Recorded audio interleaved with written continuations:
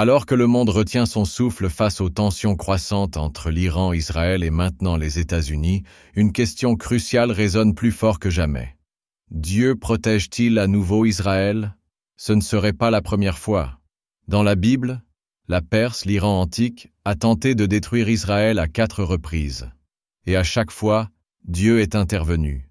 Non seulement il a protégé son peuple élu de l'Iran antique à chacune de ces 4 tentatives, mais il a aussi clairement indiqué dans les Écritures qu'il protégerait à nouveau Israël à l'avenir. Cependant, cela nous amène à une question encore plus profonde, que beaucoup hésitent à poser. Israël est-il encore le peuple élu de Dieu aujourd'hui? Suivez-moi jusqu'à la fin, car aujourd'hui nous allons révéler quelque chose que peu osent enseigner. Qui représente véritablement le peuple d'Israël? Et Israël demeure-t-il la nation élue de Dieu? Tout au long de l'histoire biblique, Dieu a protégé Israël de l'Iran à 4 moments clés. Et, plus surprenant encore, la première intervention a eu lieu avant même l'existence de l'Empire perse. Oui, avant qu'Israël ne soit asservi, Dieu avait déjà désigné le roi perse qu'il utiliserait pour libérer son peuple. Plus tard, Dieu est intervenu pour déjouer un complot en Perse visant à exterminer le peuple juif, et a également protégé son prophète Daniel lorsqu'il a été jeté dans la fosse aux lions dans la région que nous appelons aujourd'hui l'Iran, mais le 4e événement n'a pas encore eu lieu. Cette prophétie, rapportée dans les écrits des prophètes et relative à la fin des temps, annonce qu'une puissance dominante venue d'Iran et de ses alliés marchera contre Israël pour le détruire. Ce sera la dernière tentative et aussi l'ultime intervention, car Dieu promet qu'en ce jour-là, il défendra son peuple par le feu, les tremblements de terre et la gloire. Et tout cela nous ramène au point de départ de notre voyage. Commençons par comprendre ces 4 moments bibliques, car ce n'est qu'alors que nous saisirons ce qui est encore à venir. Premièrement, la prophétie d'Isaïe 45. Bien avant la destruction de Jérusalem par Babylone, avant l'incendie du temple et l'exil du peuple de Juda, Dieu avait déjà choisi l'homme qui allait changer le cours de l'histoire. Il est remarquable qu'il n'était pas juif. Il n'était ni prophète ni descendant de David. C'était un étranger, un roi perse. 150 ans avant la chute de Jérusalem, le prophète Isaïe rédigea une prophétie que beaucoup à son époque ne pouvaient comprendre. Voici ce que le Seigneur dit à son oint, Cyrus. Cyrus, un nom qui n'appartenait à aucune lignée d'Israël et qui n'appartenait pas au peuple élu de Dieu. Un dirigeant né en Perse, l'Iran actuel, une nation qui n'était même pas considérée comme un empire dominant à l'époque. Mais aux yeux de Dieu, Cyrus avait déjà été choisi pour un but précis, libérer son peuple de la captivité. Incroyablement, Dieu l'appela son oint, un titre normalement réservé au roi d'Israël. Pourquoi Dieu ferait-il cela? Pourquoi le Dieu d'Israël choisirait-il un roi païen d'un empire lointain pour accomplir ses plans? Tout au long de l'histoire, Dieu a démontré qu'il ne se limite pas aux frontières humaines. Il peut utiliser qui il veut, même ceux qui ne le connaissent pas, pour accomplir ses desseins éternels. La prophétie était claire. Le libérateur choisi par Dieu pour son peuple serait un roi perse. C'est précisément ce qui arriva. En 597, avec ce J.C., Nabuchodonosor, roi de Babylone, assiégea Jérusalem. Pendant 18 longs mois, la ville subit le siège, mais la population succomba peu à peu à la faim et au désespoir. Il n'y avait ni pain ni eau potable, et le temple lui-même se transforma en un lieu de deuil et de chagrin. Finalement, les murs cédèrent, et les troupes babyloniennes firent irruption avec une colère féroce. La ville fut rasée, le temple de Salomon détruit, les trésors sacrés pillés et emportés à Babylone. Sédécias, le dernier roi de Juda, tenta de s'échapper de nuit par une brèche dans la muraille, mais il fut capturé près de Jéricho. Son châtiment fut brutal. Ils forcèrent le roi à assister à l'exécution de ses fils, puis lui crevèrent les yeux. Aveugle et enchaîné, il fut emmené, symbole de la fin tragique de Juda. À partir de ce moment, l'exil commença. Des milliers de Juifs furent déportés à Babylone. Pendant 70 ans, ils vécurent comme des étrangers dans un pays inconnu, entourés de temples païens, de langues inconnues et de coutumes étranges. Leur souffrance dépassa la simple perte physique ou culturelle. C'était une véritable agonie spirituelle. Le temple n'existait plus. Le sacerdoce avait été supprimé. et beaucoup se demandaient si Dieu les avait abandonnés à jamais. À chaque génération naissante, ils s'éloignaient davantage de Jérusalem, de la terre promise, de l'Alliance. Mais alors même que le peuple souffrait à Babylone, Dieu mettait déjà son plan à exécution dans un pays lointain à l'est de l'Euphrate, où une nouvelle puissance s'élevait. La Perse, jusque-là discrètement cachée sous l'ombre d'empires plus vastes, commença à s'éveiller. Son peuple était résistant, discipliné, composé de guerriers hautement qualifiés et brillants en stratégie. Parmi eux grandit un garçon, destiné à changer le cours de l'histoire à jamais. Il s'appelait Cyrus. Cyrus était le fils de Cambyse Ier, roi de Perse, et de Mandane, princesse de l'Empire Mède, un prince de sang royal issu de deux nations, Perse et Mède. Dès sa jeunesse, Cyrus fut formé à la stratégie, à la politique et à la conquête. Devenu adulte, il partit au combat. Cyrus conquit les tribus du Nord, puis soumit la Lydie, la terre de l'or, et progressa enfin vers son objectif le plus ambitieux, Babylone. Pourtant, la chute de Babylone ne fut pas une guerre, mais une humiliation.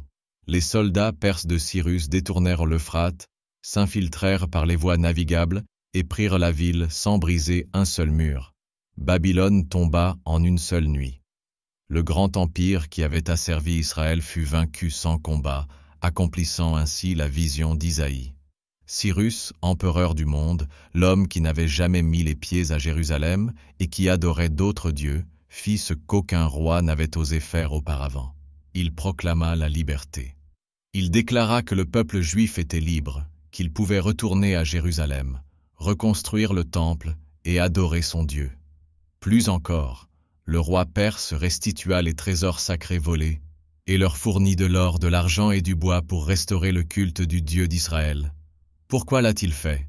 Selon Esdras 1, Cyrus a agi parce qu'il comprenait que le Dieu du ciel lui-même lui avait confié cette mission. On pense que le prophète Daniel, encore vivant et servant à la cour royale perse, aurait montré à Cyrus les anciens écrits d'Isaïe. En voyant son propre nom prophétisé un siècle plus tôt, Cyrus comprit que son règne n'était pas une simple coïncidence. Bien qu'il ne se soit pas converti au judaïsme, il reconnut qu'il était l'instrument d'un destin bien plus grand, et obéit humblement. Ainsi commença le retour. Alors que des milliers de Juifs prenaient la route vers leur patrie, les vieillards pleuraient à la vue des nouvelles fondations du temple, tandis que les jeunes, nés en exil, ignoraient ce que Jérusalem signifiait vraiment. Mais ils avaient le sentiment de rentrer chez eux. Le culte fut rétabli, la foi ravivée, et l'histoire d'Israël, apparemment terminée, reprit. Tout cela grâce à un décret signé par un roi qui refusa de mettre les pieds dans le temple même qu'il avait contribué à reconstruire. Cyrus n'était pas croyant. C'était un serviteur inconscient. Mais Dieu ne recherchait pas la dévotion. Il recherchait l'accomplissement. Et grâce à Cyrus, la promesse fut tenue. 2. Les prophéties de Daniel concernant la Perse. Daniel était arrivé à Babylone alors qu'il n'était qu'un enfant, arraché à sa patrie lors des premières déportations sous le règne envahisseur de Nebuchadnezzar. Il avait été témoin de la chute de Jérusalem. Pourtant, il demeura pur, refusant les gourmandises du roi et restant fidèle à sa propre identité. Et Dieu l'éleva. Au fil des ans, Daniel devint une figure centrale au cœur même de l'empire le plus redouté de son époque. Il dévoila des rêves incompréhensibles, décrypta des mystères cachés au roi et survécut à des trahisons, des complots et des purges judiciaires. Mais il fut aussi le prophète qui prédit la chute avant même qu'elle ne survienne. Dans le 5e chapitre de son livre, Daniel raconte la nuit où Babylone tomba aux mains du roi Cyrus. Le roi Belshazzar, petit-fils de Nabuchodonosor, offrit un festin somptueux à 1000 nobles. Dans son arrogance, il ordonna à ses serviteurs de sortir du temple de Jérusalem les vases sacrés, trésors volés lors de l'invasion. Il en but le vin, loua les dieux d'or, d'argent et de bronze, et se moqua ouvertement du Dieu d'Israël. Et alors l'impensable se produisit. Soudain, une main invisible apparut, gravant des mots enflammés sur le mur du palais royal. Men, men, tekel, uphazine, signifiant numérer, compter, peser et diviser. La salle se figea de terreur. Les mages, ne sachant que faire, appelèrent Daniel. Daniel fut amené devant le roi, et, d'une voix forte et ferme, sans crainte de l'autorité humaine, il révéla le sens du message. « Men, Dieu a compté les jours de ton règne et y a mis fin. Tekel, tu as été pesé et trouvé léger. Pérès, ton royaume est divisé et donné aux Mèdes et aux Perses. » Cette nuit-là même, le jugement tomba. Les armées de Cyrus exécutèrent leur plan astucieux. Elles détournèrent l'Euphrate qui traversait la ville et y pénétrèrent par des voies navigables cachées. Il n'y eut ni combat, ni bataille. Babylone tomba sans résistance et Belshazzar fut tué cette nuit-là même. Daniel l'avait prévu, l'avait annoncé et avait vu la situation se dérouler exactement comme il l'avait annoncé. Babylone, l'empire le plus puissant de son époque, oppresseur du peuple de Dieu, disparut du jour au lendemain. La Perse s'éleva alors comme la nouvelle puissance dominante. Pourtant, la chute de Babylone ne marqua pas seulement la fin d'un empire. Elle confirmait avec précision les paroles d'un prophète et marquait le début de la restauration du peuple de Dieu. Mais l'histoire de Daniel ne s'est pas terminée avec la chute de Babylone. Au contraire, elle a marqué le début de son chapitre le plus marquant. Lorsque Cyrus prit le contrôle de l'empire, il plaça Darius le Mède à la tête de Babylone. Impressionné par la sagesse de Daniel, Darius le nomma l'un des 3 principaux administrateurs du royaume, ce qui suscita la jalousie des hommes du palais. Méprisés par sa loyauté et son intégrité, ils élaborèrent un plan. Ils savaient qu'ils ne trouveraient aucune corruption chez Daniel, mais ils savaient aussi qu'il ne cesserait jamais de prier son Dieu. Ils persuadèrent le roi de promulguer un décret. Pendant 30 jours, personne ne pourrait prier d'autre Dieu que le roi. Quiconque serait surpris à désobéir serait mis à mort. Daniel entendit le décret, mais il choisit de ne pas se cacher. Il décida qu'il valait mieux mourir en priant que vivre en silence. Ouvrant les fenêtres de sa maison comme il le faisait toujours, il s'agenouilla et pria, le regard tourné vers Jérusalem. Ses ennemis attendaient ce moment précis. Ils se rendirent rapidement auprès du roi et accusèrent Daniel d'avoir violé le décret. Lorsque le roi Darius entendit cela, la peur le saisit profondément. Il tenta désespérément de sauver Daniel, cherchant une solution jusqu'à la tombée de la nuit. Mais la loi des Mèdes et des Perses était irréversible. Le cœur brisé, Darius ordonna que Daniel soit jeté dans la fosse aux lions. Mais tandis que les pierres enfermaient Daniel à l'intérieur, le roi prononça des paroles qui résonnèrent à travers les siècles. « Que ton Dieu, que tu sers sans cesse, te sauve. » Cette nuit-là, tandis que les lions rôdaient dans les ténèbres, Dieu protégea son prophète. Au moment où les bêtes affamées encerclaient Daniel, un ange descendit dans la fosse. La gueule des lions se ferma et leurs rugissements s'éteignirent. À l'aube, Darius accourut, le cœur battant, et s'écria d'une voix tremblante, « Daniel, ton Dieu a-t-il pu te sauver ?» Une voix forte lui répondit, « Ô roi, vis éternellement. » Mon Dieu envoya son ange et ferma la gueule du lion. Darius tomba à genoux et ordonna d'écarter la pierre. Daniel sortit indemne. Transformé par le miracle dont il avait été témoin, le gouverneur non seulement rétablit Daniel dans ses fonctions, mais rendit aussi justice rapidement. Les hommes qui avaient comploté sa chute furent eux-mêmes jetés dans la fosse avec leurs familles. Cette fois, les lions bondirent instantanément, les dévorant avant même que leur corps ne touche le sol. Profondément ému, le roi Darius publia un nouveau décret, proclamant que le Dieu de Daniel était le Dieu vivant. Son royaume ne sera jamais détruit et sa domination subsistera à jamais. Ainsi, un roi de l'Empire perse proclama la grandeur du Dieu d'Israël. Mais la Perse était bien plus que l'empire qui libéra le peuple juif de l'exil. C'était aussi le lieu où son existence même ne tenait qu'à un fil. Troisièmement, le livre d'Esther. Des décennies après la chute de Babylone, d'innombrables Juifs restaient dispersés dans le vaste empire perse.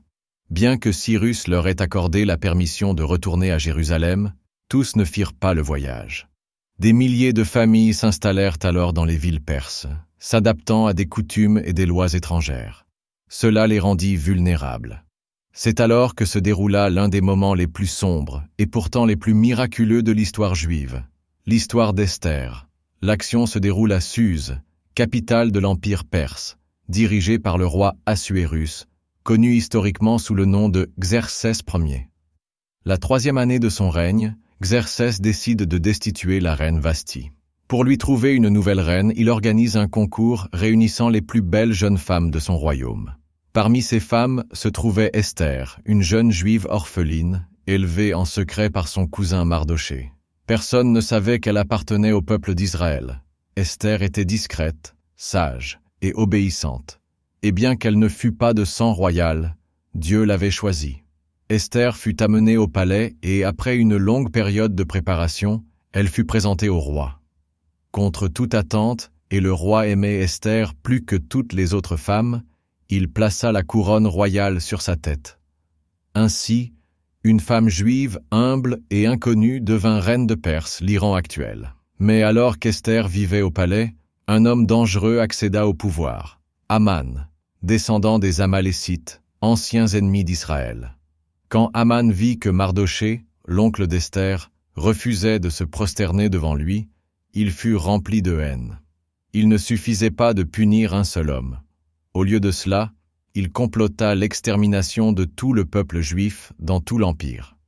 Aman manipula le roi, s'empara de son anneau et émit un décret royal revêtu d'une autorité officielle. Un jour précis, chaque juif serait massacré et ses biens saisis. Punir Mardochée ne suffisait pas. Aman convainquit le roi d'autoriser un édit ordonnant l'anéantissement de tout le peuple juif, hommes, femmes et enfants de toutes les provinces, de l'Inde jusqu'en Éthiopie.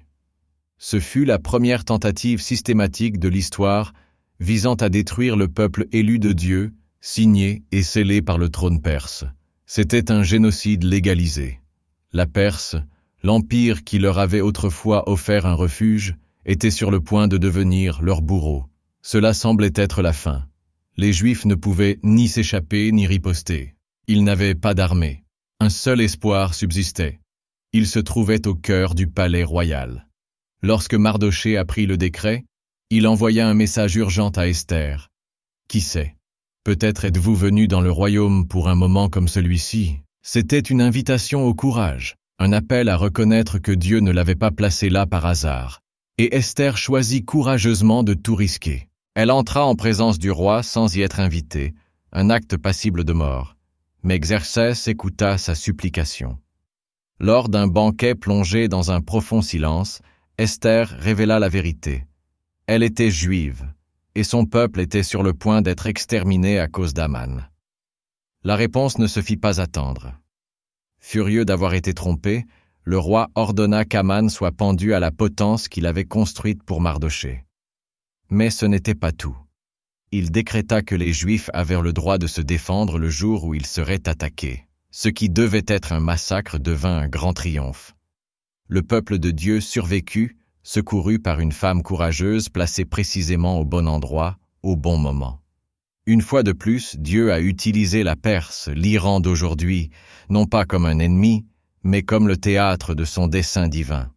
Car même lorsque le danger surgit de l'intérieur, Dieu a déjà positionné ses instruments.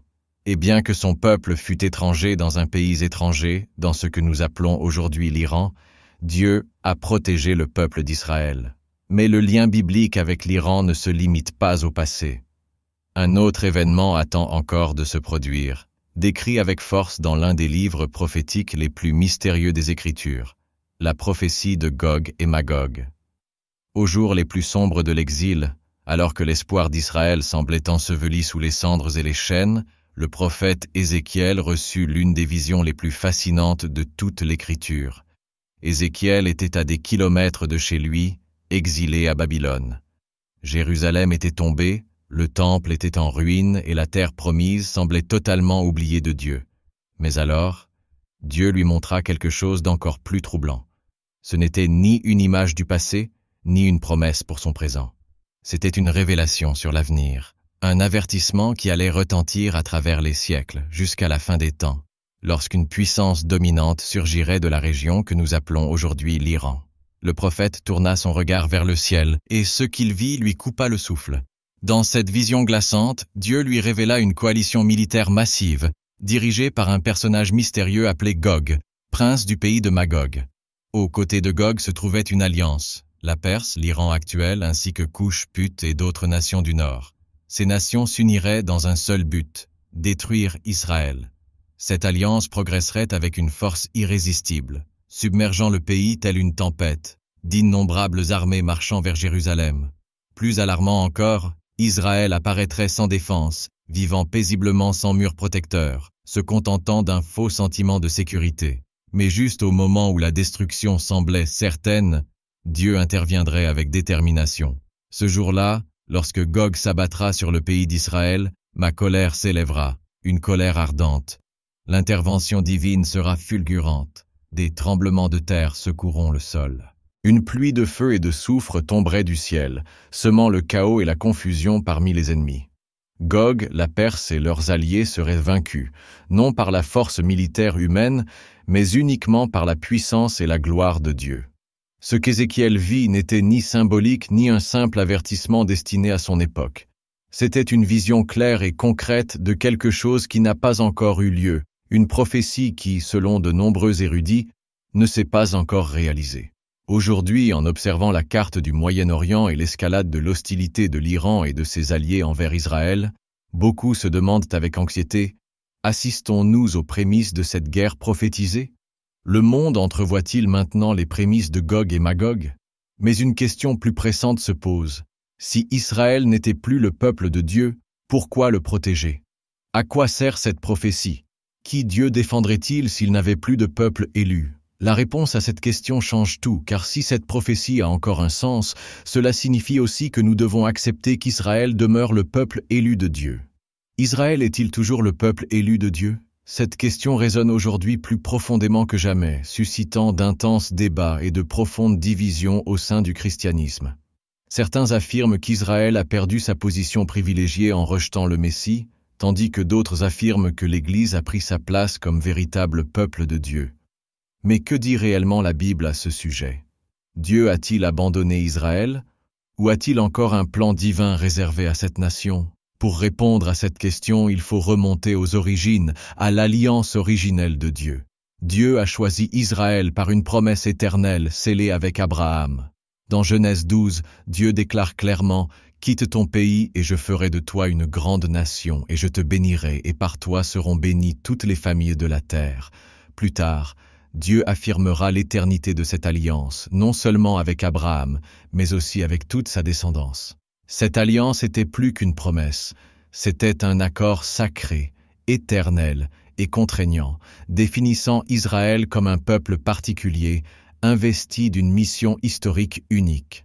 Mais un moment crucial arriva. Jésus, le Messie promis, est arrivé précisément en Israël, accomplissant les prophéties et les espoirs anciens. Malheureusement, comme le rapporte avec tristesse l'apôtre Jean, il est venu vers les siens, mais les siens ne l'ont pas accueilli. Le rejet de Jésus par Israël a provoqué une interruption, une rupture douloureuse mais temporaire. L'Épître aux Romains clarifie cette situation. Ont-ils trébuché au point de tomber irrémédiablement? Absolument pas. Au contraire, à cause de leur transgression, le salut est venu aux gentils, suscitant l'envie d'Israël. L'alliance éternelle n'a pas été rompue. Elle a simplement été suspendue, temporairement, mais jamais annulée.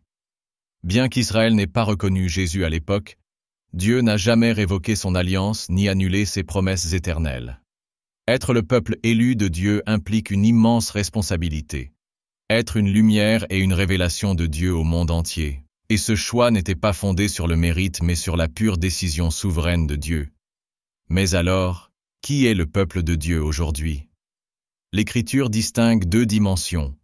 L'Israël physique, les descendants biologiques d'Abraham, et l'Israël spirituel, ceux qui ont placé leur foi en Christ, qu'ils soient juifs ou non. L'Épître aux Galates résume ainsi la situation. Si vous appartenez à Christ, vous êtes la descendance d'Abraham et les héritiers selon la promesse. Christ n'a pas effacé l'identité juive. Il l'a élevée, élargie et greffée sur elle. Il a abattu le mur de séparation et a créé un peuple uni, le corps du Christ. Pour illustrer cela, Paul nous donne une image prophétique dans Romains 11. L'olivier. Israël est l'olivier originel. À cause de l'incrédulité, certaines de ses branches naturelles ont été coupées, et des branches sauvages, les croyants païens, ont été greffées à leur place. Pourtant, le tronc demeure le même, et Dieu lance un avertissement. S'il n'a pas épargné les branches originelles, il n'épargnera pas non plus celles greffées si elles aussi abandonnent la foi. Paul explique clairement aux gentils qu'ils ne doivent pas tomber dans l'arrogance spirituelle. Tout comme Dieu a ôté les branches naturelles à cause de l'incrédulité, il peut aussi ôter les branches greffées pour la même raison. Car l'appartenance véritable au peuple de Dieu ne repose pas sur la lignée, mais sur une foi vivante et authentique en Jésus. Pourtant, voici une vérité remarquable. Dieu a toujours un plan précis pour Israël en tant que nation. Oui, les Écritures ne laissent aucun doute. Dieu a toujours un plan précis pour Israël, un plan qui n'a pas expiré au fil des siècles, ni même malgré leur rejet initial du Messie. Romains 11 le montre clairement. Lorsque tous les gentils seront entrés, alors tout Israël sera sauvé. Non seulement une partie, mais tout Israël. Cette promesse d'avenir s'accorde parfaitement avec l'une des visions les plus stupéfiantes de tout l'Ancien Testament, la vallée des ossements desséchés d'Ézéchiel 37. Ézéchiel 37, la vallée des ossements desséchés. Imaginez un instant la scène la plus désolée qui soit. Une vaste vallée silencieuse, enveloppée d'un silence inquiétant, recouverte d'un bout à l'autre de milliers d'ossements humains. Des ossements secs, éparpillés, blanchis par le soleil brûlant du désert. Plus aucun mouvement, plus aucune vie, seulement les vestiges d'une tragédie ancienne et oubliée. C'est là, au milieu de ce paysage désespéré, que Dieu guide le prophète Ézéchiel vers une vision saisissante qui allait changer à jamais la vision qu'Israël avait de sa propre situation. Ézéchiel, bouleversé par ce spectacle, contemple intensément et ressent le lourd silence qui plane sur la vallée. Son esprit peine à saisir le sens d'une telle révélation, et soudain Dieu lui demande « Fils de l'homme, ces ossements peuvent-ils vivre ?» La logique humaine répondrait non. Ce qui est mort est définitivement perdu. Mais Ézéchiel reconnaît la voix qui lui parle. Avec humilité et respect, il répond « Ô Seigneur souverain, toi seul le sais. » C'est alors que Dieu défie le prophète d'accomplir une action extraordinaire, presque absurde, et lui ordonne de prophétiser à ses ossements et de leur dire « Ossements desséchés, d'écouter la parole du Seigneur. Ainsi parle le Seigneur, l'Éternel. Voici, je mettrai en vous un esprit, et vous vivrez. Je vous attacherai des tendons, je vous couvrirai de chair. Je vous envelopperai de peau, je mettrai en vous un esprit, et vous vivrez, et vous saurez que je suis l'Éternel. » Ézéchiel obéit debout devant la mer de la mort, et dès qu'il proclame les paroles de Dieu, quelque chose d'incroyable se produit. Ces paroles, apparemment impuissantes au premier abord, produisent un grondement inquiétant, un son d'abord faible, mais qui se transforme rapidement en une secousse qui balaie la vallée. Soudain, les os tremblent et se mettent à bouger. Les os bougent, tremblent et commencent à se connecter, os par os. Sous ses yeux, les os se lient, des tendons apparaissent, des muscles se forment autour des os unis, et la peau enveloppe délicatement chaque corps. Ce qui n'était autrefois que la mort est devenu une immense armée de corps humains aux formes parfaites. Mais il manque encore quelque chose, la vie.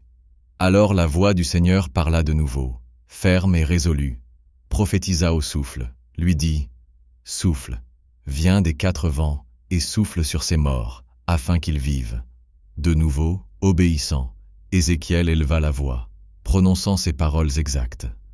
Aussitôt, de chaque coin du ciel, un vent puissant jaillit dans la vallée. C'était le souffle de Dieu, l'esprit vivifiant, qui emplissait de force ces corps sans vie.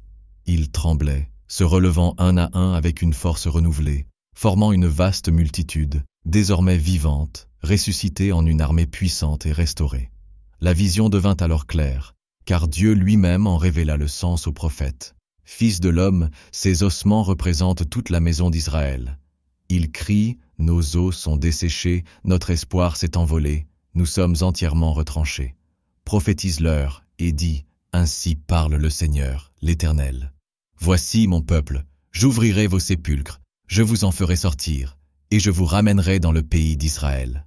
Alors vous saurez que je suis l'Éternel, quand j'ouvrirai vos sépulcres, et que je vous en ferai sortir, mon peuple. Je mettrai mon esprit en vous, et vous vivrez, et je vous rétablirai dans votre pays. Alors vous saurez que moi, l'Éternel, j'ai parlé, et que j'ai agi, déclare l'Éternel. Cette vallée n'était pas une simple vision, c'était un message prophétique clair destiné au peuple d'Israël qui avait enduré l'exil, la dispersion et le désespoir de génération en génération. Pendant des siècles, les Israélites ont ressemblé à ces ossements desséchés dispersés parmi toutes les nations. Sans patrie, sans espoir visible, ensevelis dans des tombes spirituelles et physiques sur toute la terre, Dieu déclare avec force que sa promesse demeure ferme. Israël retournera dans sa patrie, retrouvera son identité et connaîtra une restauration complète, non seulement politique ou physique, mais aussi spirituelle. L'accomplissement partiel de cette puissante vision commença le 14 mai 1948, lorsque, contre toute attente, Israël redevint une nation souveraine, après près de 2000 ans de dispersion. Tels des ossements miraculeusement rassemblés, le peuple juif commença à revenir des 4 coins du monde, accomplissant progressivement la prophétie. La nation a été restaurée physiquement, mais elle attend toujours sa restauration spirituelle complète, le jour où Israël reconnaîtra enfin Jésus, le Messie qu'il avait autrefois rejeté. La vision de la vallée des ossements desséchés est plus qu'une promesse accomplie dans l'histoire. C'est une révélation pour notre époque. Cette restauration a également été préfigurée par Jésus à travers l'une de ses paraboles les plus puissantes, l'histoire du Fils prodigue. Bien que le Fils se soit éloigné, ait dilapidé son héritage et ait sombré dans la ruine, son Père n'a jamais cessé de l'aimer. Lorsqu'il est finalement revenu, repentant, il l'a accueilli avec joie à bras ouverts. De même, Israël demeure précieux aux yeux de Dieu. Bien qu'ils se soient égarés, leur retour sera célébré avec une joie céleste. De plus, la Bible prédit un autre moment profondément émouvant. Le jour où Israël reconnaîtra enfin Jésus comme le Messie qu'il avait autrefois rejeté. Les Écritures disent « Ils regarderont vers moi, celui qu'ils ont transpercé, et ils pleureront sur lui comme on pleure sur un fils unique. » Cette prophétie décrit clairement un futur réveil spirituel massif au sein du peuple d'Israël. Au premier siècle du christianisme, Jérusalem était le cœur spirituel d'où l'Évangile rayonnait vers toutes les nations. Cette ville sacrée fut le témoin de la vie, de la mort et de la résurrection de Jésus, ainsi que de la naissance et de la croissance explosive de l'Église primitive. Antioche, Alexandrie et Damas rejoignirent bientôt Jérusalem comme centres importants de la foi chrétienne, créant une mosaïque spirituelle vibrante à travers le Moyen-Orient. Cependant, avec l'essor et l'expansion de l'islam à partir du 7e siècle, le paysage changea radicalement. Les conquêtes musulmanes n'engagèrent pas toujours des conversions forcées immédiates, mais elles déclenchèrent de profonds changements qui remodelèrent progressivement toute la région. Jérusalem et d'autres villes, autrefois phares du christianisme, se sont progressivement retrouvées plongées dans une transformation islamique lente mais constante. Sous la domination musulmane, les chrétiens sont devenus des minorités protégées, mais leurs libertés et privilèges étaient sévèrement limités. Des générations entières ont vécu dans ces conditions, voyant leur foi et leur influence se dissoudre lentement dans un océan islamique. Ce changement ne s'est pas produit du jour au lendemain. Il s'est opéré au fil du temps, au gré des conversions individuelles, des pressions sociales et économiques, des mariages mixtes et des transformations culturelles. La langue arabe a remplacé les anciennes langues chrétiennes. L'appel à la prière islamique couvrait le tintement des cloches des églises, et les anciens temples chrétiens devinrent souvent des mosquées. Ainsi, Jérusalem, Antioche et Alexandrie, autrefois centres dynamiques de la chrétienté, devinrent des communautés musulmanes. Aujourd'hui encore, Israël continue de jouer un rôle essentiel dans l'accomplissement des prophéties bibliques depuis sa restauration en tant que nation. Mais l'aspect le plus crucial de cette restauration, la reconnaissance spirituelle, reste à venir. Israël, en tant que nation, n'a pas encore pleinement reconnu Jésus comme le Messie tant attendu. Des siècles se sont écoulés depuis sa venue, et pourtant, aujourd'hui encore, la plupart des Juifs restent aveugles à celui annoncé par les prophètes. Pourtant, l'Écriture l'avait déjà prédit. Zacharie annonçait un moment futur, profond, émouvant et rédempteur. Je répandrai sur la maison de David et sur les habitants de Jérusalem un esprit de grâce et de supplication. Ils regarderont vers moi, celui qu'ils ont transpercé, et ils pleureront comme on pleure un fils unique. Ce sera un réveil spirituel sans précédent, Un moment où le voile sera levé et où Israël ouvrira les yeux pour voir Jésus, non pas comme un ennemi, mais comme le Rédempteur. Selon cette prophétie, un jour viendra où Dieu répandra un esprit de grâce sur le peuple de Jérusalem, suscitant un profond repentir et la reconnaissance de Jésus comme celui qu'ils ont transpercé. Ce sera un réveil spirituel sans précédent, un moment où le voile sera levé et où Israël ouvrira les yeux pour voir Jésus comme son Rédempteur. Les conflits actuels au Moyen-Orient semblent faire fortement écho aux pages des prophéties. Les tensions entre Israël et l'Iran, les menaces de destruction, les changements d'alliances politiques et l'escalade des guerres ne sont pas seulement des événements géopolitiques. De nombreux biblistes pensent que ces événements pourraient préparer le terrain pour l'accomplissement ultime des prophéties de la fin des temps. Chaque conflit, chaque alliance, chaque décret semble s'inscrire dans un schéma prophétique qui s'accélère de jour en jour. Nombreux sont ceux qui se demandent si ces événements actuels pourraient être le prélude à l'accomplissement final des anciennes prophéties bibliques. Ainsi, à la question de savoir si Israël demeure le peuple élu de Dieu, la réponse claire et définitive est oui. Les promesses faites à Abraham n'ont jamais été révoquées. Dieu n'a pas abandonné son peuple, ni rompu l'alliance éternelle qu'il avait conclue avec lui. L'histoire n'est pas terminée. Elle est en pause, en attente d'un dernier chapitre, déjà écrit. Pourtant, même Israël, peuple élu de Dieu, n'a accès à Dieu que par Jésus-Christ. Bien qu'ils soient toujours choisis par Dieu, ils ne peuvent prétendre au salut. Seuls ceux qui placent leur foi en Christ peuvent y accéder. La croix du Christ demeure la seule voie, tant pour les Juifs que pour les gentils. Il n'y a pas d'exception ni de voies alternatives, même pour Israël. Le salut ne s'hérite pas.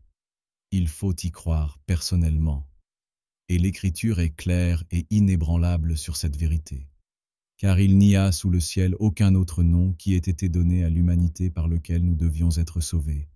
Et c'est là que réside le glorieux mystère du plan de Dieu. Israël n'a pas été remplacé. Il a été préservé. Son histoire est loin d'être terminée. Elle est simplement en pause, attendant son chapitre le plus glorieux à ce jour. Et lorsque le temps fixé viendra, lorsque tous les gentils seront entrés et que les nations auront été ébranlées, alors tout Israël sera sauvé, non par appartenance ethnique ni par mérite, mais par la grâce et par la foi, par le même Christ qui fut autrefois transpercé et qui, au temps fixé, sera reconnu. Et si vous vous demandez pourquoi tant de haine et de destruction règnent depuis des siècles dans cette région du monde, pourquoi le Moyen-Orient est-il toujours en guerre? La réponse se trouve dans un conflit ancien entre deux frères, Isaac et Ismaël. L'un reçut l'alliance, l'autre fut béni, mais rejeté. De leur rivalité, Isaac devint le patriarche du peuple juif, tandis qu'Ismaël devint le patriarche des musulmans. Si vous voulez comprendre pourquoi le monde arabe et Israël sont en conflit depuis des générations, vous devez regarder cette vidéo qui apparaît sur votre écran. Pourquoi le Moyen-Orient est-il toujours en guerre? Ce qui a commencé par un conflit entre deux femmes sous une tente dans le désert allait diviser le monde entier pendant des millénaires. Mais la Bible ne se contente pas de décrire le début de ce conflit. Elle révèle également son issue. Continuons à dévoiler les origines bibliques du conflit entre Juifs et musulmans. N'oubliez pas d'aimer cette vidéo. Mes bénédictions à vous et à votre famille.